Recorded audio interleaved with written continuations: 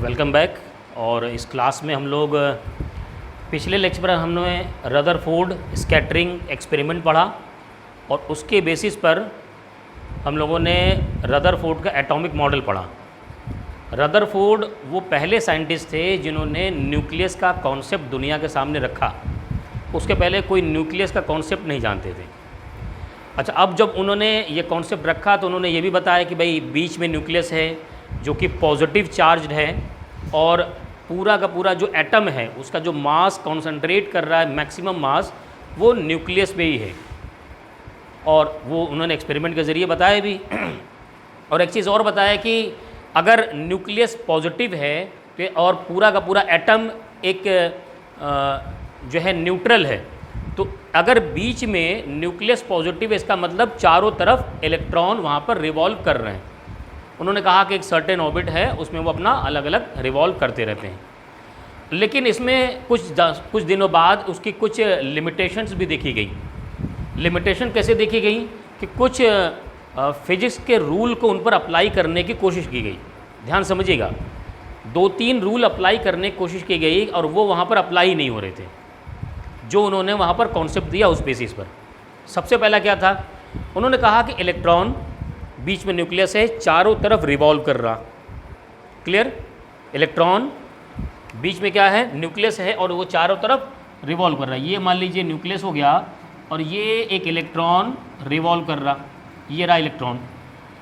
अब अगर इस इलेक्ट्रॉन की बात की जाए तो क्या इस पॉइंट पर इसका वेलोसिटी का डायरेक्शन ये होगा?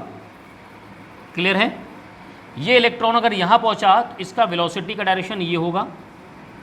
यानी आप जहाँ पर भी उसको वेलोसिटी का डायरेक्शन देखना है वहाँ पर टेंजेंट ड्रॉ कर दीजिए।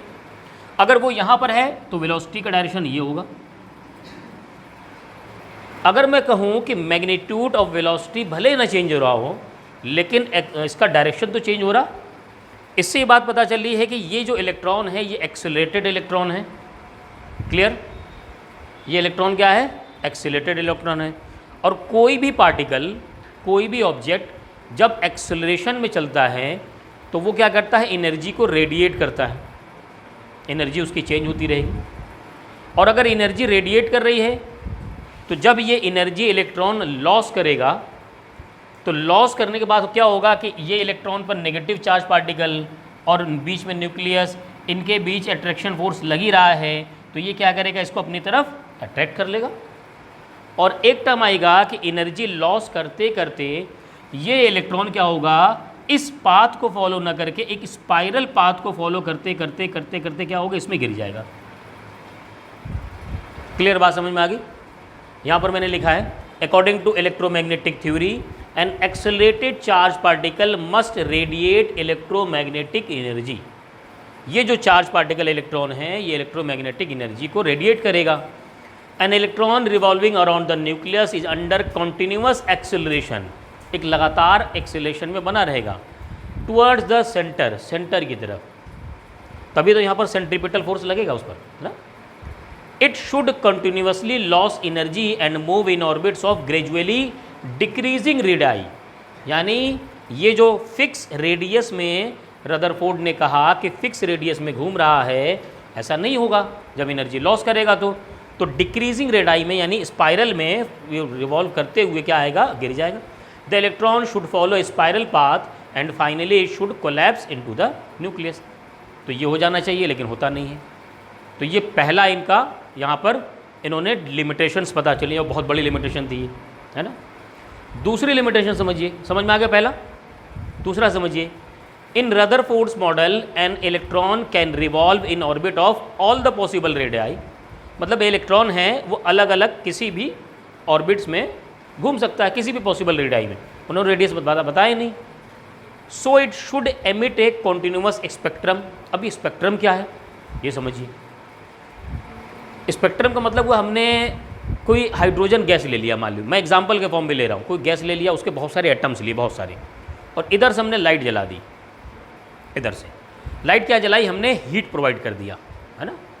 तो वो क्या करेगा, वो हीट प्रोवाइड करने पे क्या होगा कि ये एनर्जी रेडिएट करेंगे। रेडिएट करेंगे तो एक स्पेक्ट्रम बनेगा, है ना। स्पेक्ट्रम में समझाने के लिए तो मैं कह दे रहा हूँ कि विबग्योर बन रहा, विबग्योर 7 कलर वाले, समझाने के लिए, ऐसा होता नहीं है, विप की ओर बन रहा। तो होना क्या चाहिए कि ये पूरे के पूरे दीवार पर एक स्क्रीन पर आना चाहिए। अगर 7 कलर हैं तो सातों में आने चाहिए, लेकिन ऐसा नहीं होता है। कुछ सर्टेन आते हैं, कुछ सर्टेन गायब हो जाते हैं।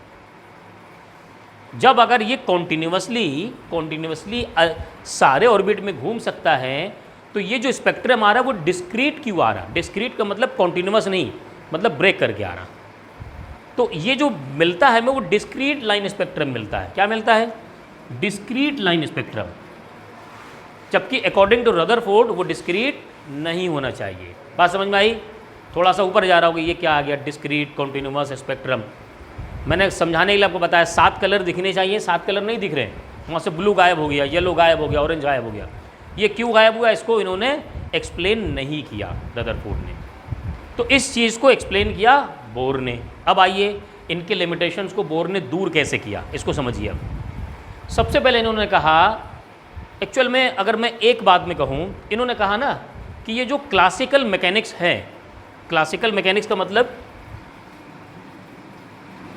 क्लासिकल मैकेनिक्स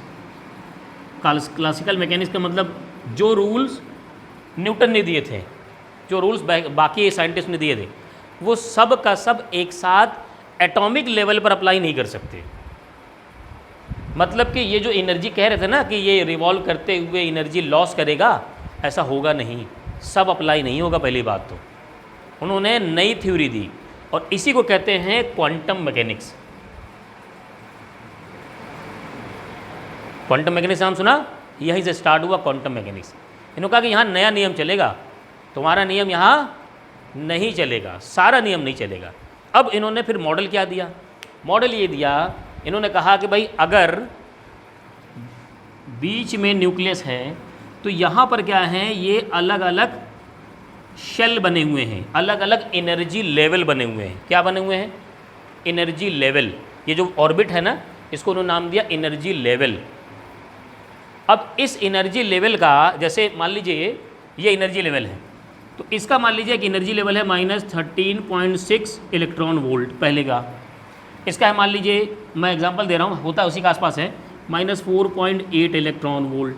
एक और एनर्जी लेवल है, यहाँ पर है -2.5 इलेक्ट्रॉन वोल्ट। वो ये कह रहे हैं कि अगर उसैन बोल्ट को 4.8 इलेक्ट्रॉन पर दौड़ने के लिए लगाया गया है तो उसैन बोल्ट इसी ट्रैक पर दौड़ेंगे। ऐसा नहीं कि आप उसे -13.6 वाले पे दौड़ा दीजिए, और ऐसा नहीं कि आप इधर दौड़ा दीजिए। कहाँ दौड़ेंगे? अपने एनर्जी लेवल पे दौड़ेंगे। अगर उनको -13.6 इलेक्ट्रॉन वोल्ट पे जाना है तो उन्हें क्या चाहिए? उतनी एनर्जी लेके आनी पड़ेगी, तब वो जा पाएंगे। ऐसा नहीं कि आप बिना टिकट लिए वहाँ पहुँच जाए। इसका मतलब जिस ट्रैक पर दौड़ोगे उस ट्रैक की एनर्जी जो होगी वही एनर्जी इलेक्ट्रॉन की भी होगी। उसैन बोल्ट की भी एनर्जी कितनी होगी? -13.6 इलेक्ट्रॉन वोल्ट ही होनी चाहिए, तभी वो इस ट्रैक पर एंट्री मार पाएंगे, वरना वहाँ नहीं बैठाएंगे। क्लियर बात समझ में आ गई?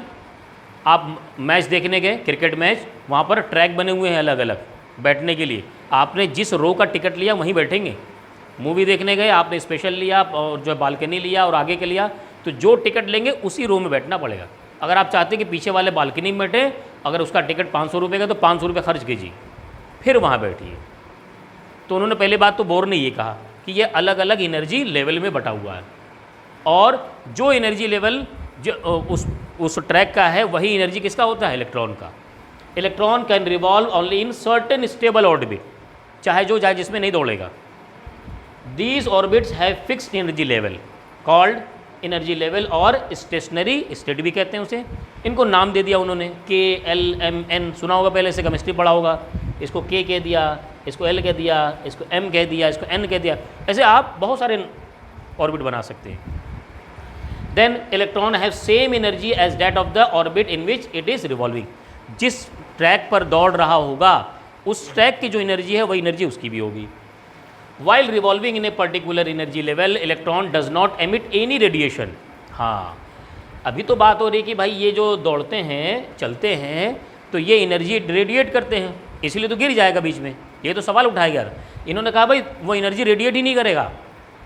तो यहाँ पर क्या कहते हैं उन्होंने? क्लासिक मैकेनिक्स नहीं लगेगा, ये एनर्जी रेडिएट नहीं करेगा। क्यों? क्योंकि वो वहाँ बैठा हुआ है, उसने टिकट ले लिया है। उसने बालकनी का टिकट लिया है तो बालकनी का टिकट लिया है, ऐसा नहीं 1 घंटे मूवी चलने के बाद जो है दाढ़ से नीचे गिर गया स्पेशल वाले में कि नहीं भाई तुमने एनर्जी रेडिएट कर दिया, ख़त्म हो गया। नहीं, मैंने वो जो है अब जब तक वो उसमें है बालकनी में तब तक का उसने टिकट ले लिया। अब अगर उसे आपको उठा करके स्पेशल में लेके आना है तो उससे एनर्जी रेडिएट कराइए, कितना, इस लेवल तक का, उतना एनर्जी निकालना पड़ेगा आपको, तब वो आएगा। वैलेंस बैंड कंडक्शन बैंड जानते हो ना, जहाँ से हम लोग वैलेंस बैंड से कंडक्शन बैंड लेके जाना होता है तो एनर्जी देते हैं, वो भागता है फिर कंडक्शन बैंड में। वही काम देखो अभी हम समझेंगे आगे आकर, यही चीज़ होती है। ठीक, इफ़ एन इलेक्ट्रॉन एब्जॉर्ब और एमिट एनर्जी, अगर वो एब्जॉर्ब कर ले या एमिट कर दे तो क्या होगा। आमतौर पर करते नहीं हैं, लेकिन वो एक सर्टेन लिमिट होगा, उतना तभी करेगा उतना। ऐसा नहीं कि आप 300 रुपये का टिकट जो है इसका स्पेशल का है और 700 रुपये का बालकनी का है, ठीक, तो इसको 300 700, इसने 100 रुपये और लगाए 400 रुपये और बीच में लटक के देख रहा है, ऐसा नहीं होगा। तुम या तो 300 भरो या तो 700 वाले में रहो, मतलब 400 रुपये तुम्हें लेने पड़ेंगे तब जाओगे, 100 रुपये जो है इधर उधर बुला के नहीं जा सकते। Clear. If an electron absorb और emit energy it must move to different energy level. आप सीधे बालकनी से वहीं जाएंगे, स्पेशल से डिफरेंट लेवल पर जाएंगे, बीच का कोई मामला नहीं रहेगा। क्लियर, समझ में आ गया। अब इसमें क्या किया है, एंगुलर मोमेंटम और बाकी चीज़ें रिवॉल्व करके इसमें हम लोग radius, velocity, potential energy, kinetic energy, total energy, ये सब कैलकुलेट करेंगे। ये एनर्जी आता कैसे है, ये सारी एनर्जी को हम लोग कैलकुलेट करेंगे भी। क्लियर, चलिए नोट कीजिए इसको पहले। सो नेक्स्ट वन इज़, हमें अब फाइंड करना है कि ये जो ऑर्बिट मैंने बताया, उस ऑर्बिट की जो एनर्जी मैंने बताया -13.6 इलेक्ट्रॉन वोल्ट, ये कहाँ से आता है। और अगर मुझे उसका रेडियस कैलकुलेट करना हो, न्यूक्लियस का साइज़ कैलकुलेट करना हो तो कैसे करें। इलेक्ट्रॉन का potential energy, kinetic energy, total energy कैसे कैलकुलेट किया था ये समझिए। इसके लिए इन्होंने बोर्स ने एक रूल दिया, वो ये दिया, डिफाइनिंग स्टेबल ऑर्बिट। कैसे डिफाइन किया उसको, उन्होंने कहा कि electron can revolve only in those circular orbit, electron सिर्फ उसी ऑर्बिट में रिवॉल्व कर सकता है for which the orbital angular momentum, बड़ा खतरनाक टर्म आ गया ना, एंगुलर मोमेंटम। क्या होता है एंगुलर मोमेंटम, ये भी पता पहले समझना पड़ेगा, रिमाइंड करना पड़ेगा, 11th में पढ़ा है। Of electron is an integral multiple of h/2π। समझो इधर ध्यान दो। सबसे पहले मैं तुम्हें बता देता हूँ इंटीग्रल, ये एंगुलर मोमेंटम क्या होता है। जैसे ये समझो, ये सर्कुलर ऑर्बिट हुआ, बीच में हो गया न्यूक्लियस, यहाँ पर है इलेक्ट्रॉन, समझिएगा। ये इलेक्ट्रॉन की वेलोसिटी का डायरेक्शन ये रहा। अब यहाँ से जो डिस्टेंस है, परपेंडिकुलर डिस्टेंस, वो है r, समझिए। मोमेंटम क्या होता है, मास इनटू वेलोसिटी, और एंगुलर मोमेंटम होता है momentum of momentum. Moment of momentum क्या होता है, मोमेंट ऑफ मोमेंटम। मोमेंटम होता है मास इनटू वेलोसिटी, और मोमेंट होता है फोर्स इनटू परपेंडिकुलर डिस्टेंस, समझिए। L is the angular momentum, यो होगा r क्रॉस p, समझिए, r cross p। r is the perpendicular distance, p is the momentum. तो ये क्या हुआ, ये मोमेंट हुआ ना, मोमेंट ऑफ मोमेंटम। क्लियर। अब यहाँ पर r क्रॉस p जो होगा वो होगा mv, मोमेंटम ये होता है ना, तो समझ में आया। जो मैंने पिछली बार बताया था कि वो टच नहीं करता बल्कि छू के भाग आता, उसके पहले उसका मोमेंटम बदलता है ना। तो यहाँ पर हो गया, ये L रिप्रेजेंट करता है एंगुलर मोमेंटम। अब यहाँ पर देखिए क्रॉस प्रोडक्ट है, तो हम यहाँ पर लिख सकते हैं L is equal to R mv sine theta, where theta is the angle between perpendicular distance and velocity. ये जो R है और ये V, इनके बीच का एंगल है 90। तो यहाँ से हो जाएगा L is equal to R mv sine 90, ये L is equal to mvr, ये लिख देंगे। वेयर L इज द क्या है, एंगुलर मोमेंटम। L क्या है, एंगुलर मोमेंटम।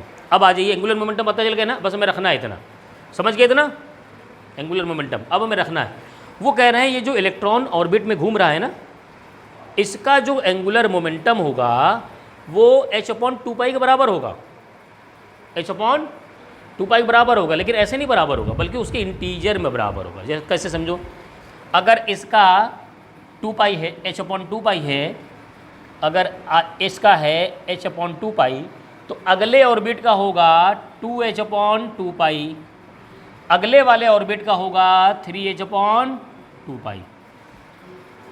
इनके पास एक इलेक्ट्रॉन है तो इनके पास 2 इलेक्ट्रॉन होगा, इनके पास 3 होगा, इनके पास 3.5 नहीं हो सकता। इलेक्ट्रॉन के इंटीजर में तो बदलते हैं, वैसे ही कह रहा कि h अपॉन 2 पाई के इंटीजर में ही क्या होगा, बदलेगा। इन्होंने फिर कहा, यही बात कही है कि L is equal to n into h upon 2 pi, यही बात इन्होंने कही बस। L is equal to n into h upon 2 pi, यानी जो एंगुलर मोमेंटम होगा वो h अपॉन 2 पाई के इंटीजर में होगा, where n is the shell या नंबर ऑफ ऑर्बिट, या ऑर्बिट नंबर कह दीजिए, या शेल नंबर, मतलब पहले ऑर्बिट में, दूसरे ऑर्बिट में, तीसरे ऑर्बिट में। अगर तीसरे ऑर्बिट में है तो ये n इक्वल टू 3 रख दीजिए, अगर चौथे ऑर्बिट की बात कर रहा है तो n इक्वल टू 4 रखेंगे। क्लियर? तो यहाँ से L की वैल्यू अगर हम रख दें तो यहाँ जाएगा mvr is equal to n h upon 2 pi. First equation बना दीजिए इसे। समझ में आया? हम लोगों ने क्या किया, हम लोगों ने इस रूल को लिया। इन्होंने एक बात कही सिर्फ, इन्होंने कहा कि ये जो ऑर्बिट में इलेक्ट्रॉन घूम रहा है उसका एंगुलर मोमेंटम बराबर होगा h अपॉन 2 पाई के इंटीजर फॉर्म में। इंटीजर फॉर्म में h अपॉन 2 पाई, दूसरे ऑर्बिट का 2h अपॉन 2 पाई, तीसरे ऑर्बिट का 3h अपॉन 2 पाई, चौथे ऑर्बिट का, तो जब इसी इंटीजर में है तो उसकी जगह n रख दो, बस इतना का। अब हमने L की वैल्यू निकाल ली, mvr उसको रख दिया यहाँ पर, पहला इक्वेशन आ गया। दूसरी बात की ये समझिएगा, छापो नहीं भाई, इधर देखो, ये जो हमने बनाया, एक बात बताओ, ये जो इलेक्ट्रॉन है, इस इलेक्ट्रॉन पर चार्ज कितना E, और यहाँ न्यूक्लियस पे चार्ज कितना, क्या प्लस ZE होगा?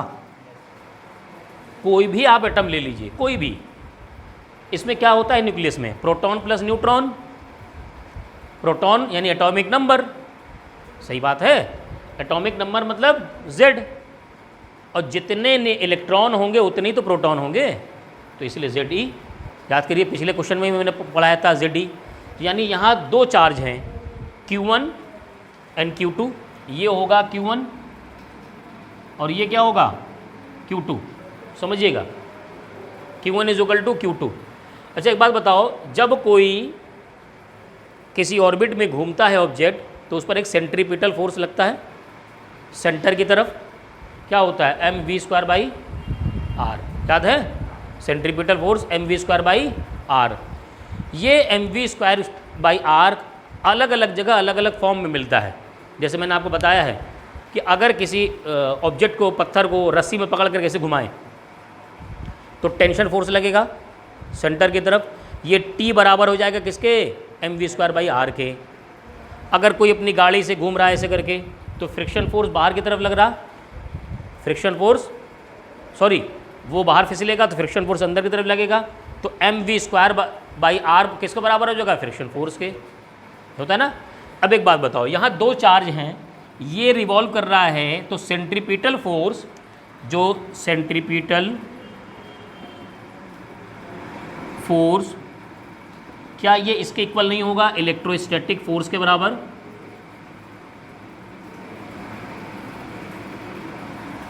ये सही है। सेंट्रीपिटल फोर्स मतलब mv²/r is equal to 1/4πε0 Q1 Q2/r²। Simple. Value रखिए ज़रा यहाँ पर, Q1 Q2 की mv²/r is equal to 1/4πε0, Q1 की वैल्यू एक इलेक्ट्रॉन, Q2 की वैल्यू ZE/r²। ये हो गया इक्वेशन 2। हमें क्या करना पता है, हमें R की वैल्यू निकालनी है, सिंपल बात। हमें क्या करना है, R की वैल्यू। इक्वेशन फर्स्ट और इक्वेशन 2 देखो क्या करें, इक्वेशन फर्स्ट को स्क्वायर करते हैं और सेकंड से डिवाइड कर देते हैं। हाँ करते हैं अभी, squaring equation first divide by 2। First हो जाएगा M V square V square R square upon M V square upon R, सही है। और इधर है N H upon 2 pi upon ऊपर क्या होगा Z E square upon 4 pi epsilon naught R square. मैं इस आर को इससे कट कर दे रहा हूँ, इसके स्क्वायर से। यहाँ हो जाएगा एम से ये कैंसिल, ऊपर क्या बचा वी स्क्वायर से वी स्क्वायर, तो ये हो जाएगा M R square N H upon 2 pi, और ये पलट जाएगा 4 pi epsilon naught R upon Z E square, सही है। अब यहाँ पर इस हमें आर की वैल्यू निकालनी है ना। अच्छा, ये आर इससे कैंसिल कर देते हैं इसके स्क्वायर से, तो यहाँ से आर कितना आ रहा है, क्या चीज़, हाँ पाई से पाई कैंसिल हो जाएगा और 2 से ये कैंसिल हो जाएगा, तो यहाँ बचेगा 2। तो यहाँ बचेगा N H 2 N H epsilon naught, सही है, अपॉन जेड ई स्क्वायर। क्या चीज़, एन लिखा तो है, मास, हाँ Z M E square. Clear. चलिए इसको पहले इतना नोट कर लीजिए, फिर इसमें हम लोग क्या करेंगे, कांस्टेंट की वैल्यूज़ रखेंगे और फिर वहाँ पर रेडियस फाइंड करेंगे। चलिए हाँ भाई, तो हम लोग यहाँ पर पहुँचे थे और हमने एक करेक्शन यहाँ पर किया, कुछ गलती हो गई थी। यहाँ पर squaring equation first divide by second किया, तो स्क्वायर करने में लेफ्ट साइड को स्क्वायर किया, राइट को स्क्वायर नहीं किया था। तो जब राइट को स्क्वायर करके इसको कैलकुलेट करेंगे तो रेडियस ये आएगा। अब इस रेडियस में थोड़ा ध्यान दीजिए, इस रेडियस में N H epsilon naught, H क्या है, प्लैंक कांस्टेंट, एप्सिलॉन नॉट की भी वैल्यू पता होती है 8.85 करके जो आता है, 1/4 pi epsilon naught is equal to 9 × 10⁹ होता है ना, एप्सिलॉन नॉट उससे निकाल लेते हैं। तो एप्सिलॉन नॉट कांस्टेंट है, पाई कांस्टेंट है, मास ऑफ इलेक्ट्रॉन कांस्टेंट होगा, एक रहेगा, ठीक है। जेड एटॉमिक नंबर होगा, आप जो एटॉम लेंगे उसका एटॉमिक नंबर होगा, और E is the electron charge. तो यहाँ पर जब हम कांस्टेंट की वैल्यू रखेंगे पूरा, तो ये आता है 0.529 एन स्क्वायर अपॉन जेड, ये रेडियस आएगा और ये आएगा एंगस्ट्रॉम में। आपको कैलकुलेशन करने की ज़रूरत नहीं है, सब पूरा रखने की, आप इसके बाद डायरेक्ट कर लीजिएगा। कैसे आया पता ना, सारे कांस्टेंट की वैल्यू रखेंगे, कैलकुलेट करेंगे तो ये आएगा एंगस्ट्रॉन में। अब बात करते हैं ज़रा कि ये जो है, अगर मैं कहूँ कि हाइड्रोजन के लिए चलो कैलकुलेट करते हैं, ध्यान दो अब ज़रा, हाइड्रोजन के लिए कैसे कैलकुलेशन, यहीं से न्यूमेरिकल सीख लोगे तुम। फॉर हाइड्रोजन Z की वैल्यू होती है 1, एटॉमिक नंबर, Z की वैल्यू होती है 1, और हम क्या करते हैं, फर्स्ट ऑर्बिट के लिए बात करते हैं। First orbit for n is equal to 1, अब R की वैल्यू हो जाएगी 0.529, सीधे सीधे बस इतना ही आएगा। तो ध्यान दो कृष्णा, बाद में पूछते हो सब समझ में नहीं आया। 0.529 एंगस्ट्रॉन आएगा, कब, पहले ऑर्बिट के लिए। For n is equal to 2, R की वैल्यू क्या हो जाएगी 0.529 इंटू 2 का स्क्वायर अपॉन Z, Z की वैल्यू 1 है, ठीक। For n is equal to 3, R is equal to 0.529 into 3 का स्क्वायर। क्लियर है। इस तरीके से फाइंड करते चलेंगे। इसको कहते क्या है समझो, लैंग्वेज में क्या लिखेंगे, ये जो आया इसी को कहते हैं बोर रेडियस, बोर्स रेडियस, यानी सबसे पहले एटम जो पहला ऑर्बिट है वहीं से तो रेडियस निकाल लिया उसने, इसलिए जो कहते हैं इसको बोर रेडियस। अच्छा, ये जो क्या है n इज इक्वल टू 2। अच्छा एक बात बताओ, पहला ऑर्बिट से उसको एनर्जी दिया, एक्साइट करके 2 पे पहुंचाया, तो ये कहलाएगा फर्स्ट एक्साइटेड स्टेट। क्या कहलाएगा? First excited state. अच्छा, 2 से फिर पहुंचा दिया 3 पर, तो ये कहलाएगा सेकंड स्टेट, सेकंड एक्साइटेड। पहले से 2 पे पहुंचाएंगे तो फर्स्ट होगा, क्योंकि एक्साइटेशन से तो पहली बार हुआ ना, वो 0 ग्राउंड लेवल पर नहीं। हमारे लिफ्ट बिल्डिंग में ऊपर चढ़ने के लिए लिफ्ट ग्राउंड लेवल पे है। 1 पे जाने के लिए आपने एक बार चढ़े, 2 पे गए, वहाँ ग्राउंड से स्टार्ट होता है। लेकिन अगर ऐसी बिल्डिंग हो जहाँ फर्स्ट फ्लोर स्टार्ट हो, फर्स्ट फ्लोर, तो फर्स्ट से कहाँ गए? 2, कितनी बार चले? एक बार। 2 से कहाँ गए? 3, टोटल कितनी बार चले? Second excited.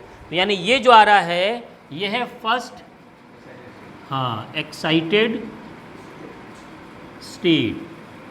इसमें कंफ्यूज हो जाते हैं, इसमें लोग n=1 रख देते हैं, जबकि n=2 रखा जाएगा।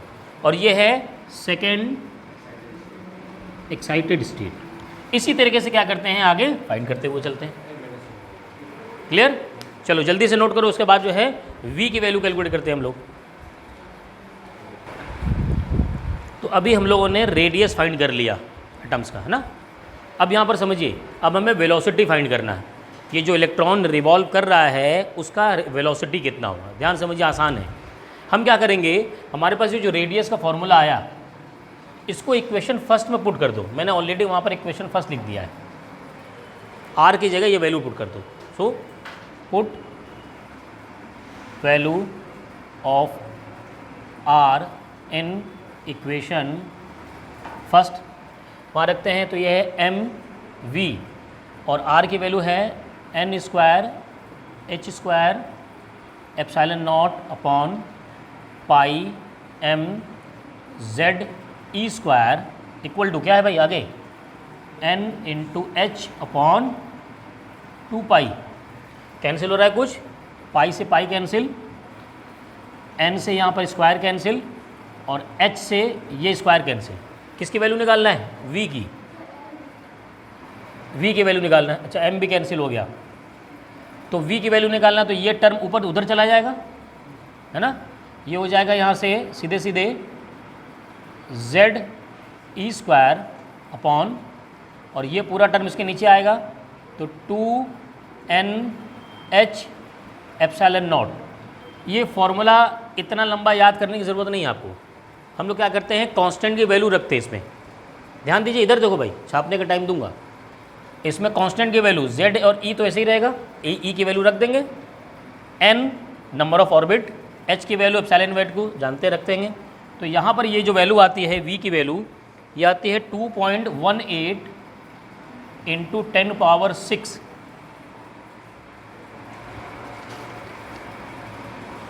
z अपॉन n मीटर पर सेकेंड, ये आएगा वैल्यू। ठीक है, अब जैसे हमने हाइड्रोजन के लिए कैलकुलेट किया था वैसे कैलकुलेट करके देखो एक बार। यानी फॉर हाइड्रोजन z की वैल्यू 1 और पहला ऑर्बिट n=1, तो क्या आ जाएगा, v=2.18 इंटू 10⁻⁶ मीटर पर सेकेंड। इसे एक बात बताएं, इसका ना एक बार कंपैरिजन पूछा जाता है वेलोसिटी ऑफ लाइट के साथ। लोग उससे कंपेयर करते हैं। क्या करते हैं, v/c ये होता है 1/137। बहुत ही इंपॉर्टेंट पॉइंट है ये। यानी वेलोसिटी ऑफ जो लाइट होती है वो वेलोसिटी ऑफ इलेक्ट्रॉन के 137 गुना ज़्यादा होती है। 137 गुना बहुत ज़्यादा नहीं हुआ, वेलोसिटी ऑफ लाइट बहुत ज़्यादा है। तो इसका कंपैरिजन किससे किया जा रहा है, वेलोसिटी ऑफ इलेक्ट्रॉन से। देखो इलेक्ट्रॉन कितना तेज़ घूम रहा, 10⁻⁶ मीटर पर सेकंड के हिसाब से, इसीलिए दिखता भी नहीं। माइक्रोस्कोप से देखना भी चाहें तो दिखेगा नहीं, इतना तेज़ घूमता है। क्लियर? तो ये जो रिलेशन है ये बहुत इंपॉर्टेंट है। v/c = 1/137 ना। अब इसके बाद हम लोग काइनेटिक एनर्जी, पोटेंशियल एनर्जी और टोटल एनर्जी फाइंड करेंगे। चलो जल्दी से नोट करो अब इसे। तो हम लोगों ने फाइंड करना है काइनेटिक एनर्जी।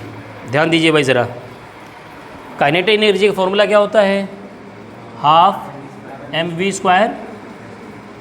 बस फॉर्मूले में वैल्यू रखते चलिए, 12 m।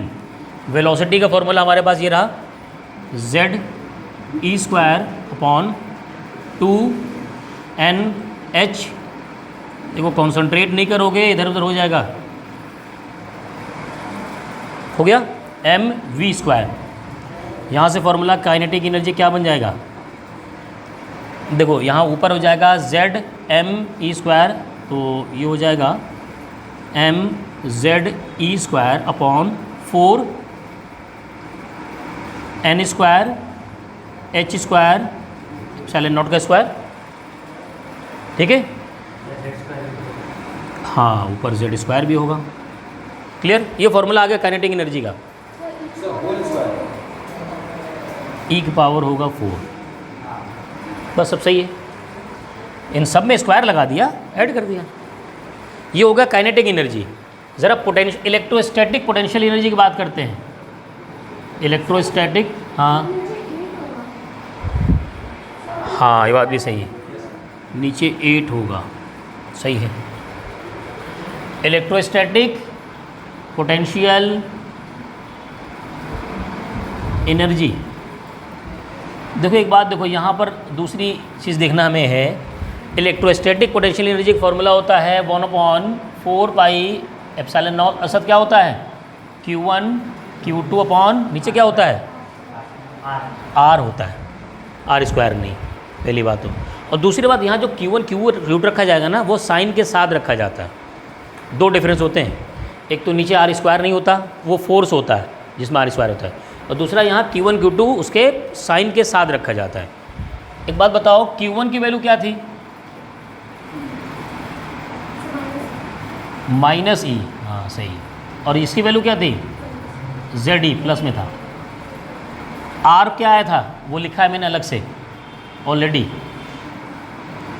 n² h² epsilon not upon πmZe²। देखो यहाँ से पाई से पाई कैंसिल कर देते हैं और इसको उधर लेके जाते हैं, तो पोटेंशियल एनर्जी जो आएगा वो आएगा तो माइनस में अब, और ऊपर बन जाएगा Z, ऊपर जाएगा तो Z², और यहाँ पर है एक E, ये E² हो जाएगा, E², तो ये हो जाएगा e⁴ ऊपर भी upon 4n² h² epsilon naught का स्क्वायर। देखो सही है, ध्यान दीजिए, ये पाई से पाई कैंसिल कर दिया, ये mZe² को ऊपर लेके जाना है मुझे, सही है। mZ ऊपर जाएगा तो ऊपर एक Z है भी, Z², E² ऊपर जाएगा तो 2 E ऊपर है, तो e⁴ हो गया। बाकी जो नीचे था ना रख दिया ऐसे ही। ज़रा इसको कंपेयर करो, इसको और इसको, वो माइनस में और वहाँ 4 है, यहाँ 8 है। ज़रा इसी टर्म में लेके आते हैं इसको ना, ऐसा ही देखने में लगे हमें। -2mZ² e⁴ अपॉन 8n² h² epsilon not square. देखो कुछ सेम बना दिया मैंने वैसे। क्या पोटेंशियल एनर्जी काइनेटिक एनर्जी का डबल है? पोटेंशियल एनर्जी काइनेटिक एनर्जी का डबल है। अगर इसमें 2 से मल्टीप्लाई करोगे तब वो आएगा। देखो इसमें 2 से मल्टीप्लाई करें तो आएगा। दूसरा उसका नेगेटिव है, यानी एक रिलेशन हमारे पास आया, potential energy is equal to -2ke। Clear? यही इंपॉर्टेंट है। फिर इसके बाद पूछा जाता है टोटल एनर्जी, TE। सीधे सीधे ऐड करेंगे, TE is equal to kinetic energy plus potential energy. यहाँ से काइनेटिक एनर्जी कितना आया, mZ² e⁴ अपॉन 8n² h² एप्सिलॉन नॉट का स्क्वायर। यहाँ प्लस करना है लेकिन यहाँ माइनस है ना, तो माइनस लगा के कर देते हैं। 2mZ² e², सॉरी यहाँ e² नहीं e⁴ था, छूट गया, e⁴ 8n² h² epsilon naught का स्क्वायर। यहाँ से ये सीधे सीधे माइनस हो जाएगा, तो टोटल एनर्जी कितना आ रहा है भाई, minus M Z square E power 4 upon 8 n square H square epsilon naught का स्क्वायर। क्या अब हम तीनों में रिलेशन नहीं लिख सकते? जो टोटल एनर्जी है वो इसी का माइनस ही तो खाली है, यानी टोटल एनर्जी माइनस है काइनेटिक एनर्जी के, और पोटेंशियल एनर्जी टू ई, नहीं माइनस नहीं, फिर हाफ करना पड़ेगा ना इसका, अगर हम नहीं मल्टीप्लाई कर लेंगे आ जाएगा, हाँ हाफ करना पड़ेगा, पोटेंशियल एनर्जी का हाफ कर लो आ जाएगा। या इसको ऐसे लिख सकते हैं, रुको मैं लिख दे रहा हूँ, ऐसे लिख दे रहे हैं और आसान, ये जो पोटेंशियल एनर्जी है वो -2ke है और यही है 2 टोटल एनर्जी। देखो यानी टोटल एनर्जी का अगर डबल कर दो तो पोटेंशियल एनर्जी आना चाहिए कि नहीं, टोटल एनर्जी में 2 लगा दो आ जाएगा, और अगर काइनेटिक एनर्जी में -2 लगा दो तो क्या पोटेंशियल एनर्जी आएगा, इसमें -2 लगा दो आ जाएगा। तो ये आ गया हमारे पास relation, kinetic energy, potential energy और टोटल एनर्जी में। क्लियर? चलिए नोट करिए इसे जल्दी से।